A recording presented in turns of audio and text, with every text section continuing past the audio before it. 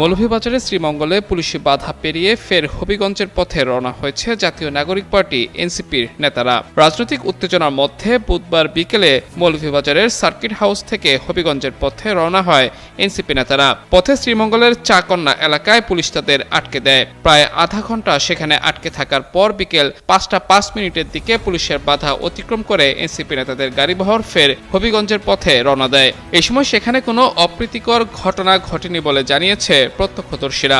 গাড়িবহরে এনসিপির আহ্বায়ক সংসদ সদস্য নাহিদ ইসলাম, মুখ্য সমন্বয়ক নাসিরউদ্দিন পাটোয়ারি, উত্তরাঞ্চলের মুখ্য সংগঠক সার্জিস আলম, দক্ষিণাঞ্চলের মুখ্য সংগঠক ও সংসদ সদস্য হাসনাত আবদুল্লাহ, যুগ্ম সদস্য সচিব ও সংসদ সদস্য মাহমুদা মিতু রয়েছেন।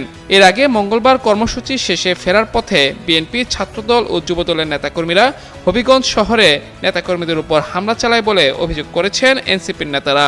এতে বেশ কয়েকজন আহত হন। ওই ঘটনায় বিএনপি ও এনসিপির মধ্যে উত্তেজনা সৃষ্টি হলে বুধবার সকাল থেকে হবিগঞ্জ পৌর এলাকায় ১৪৪ ধারা জারি করে প্রশাসন।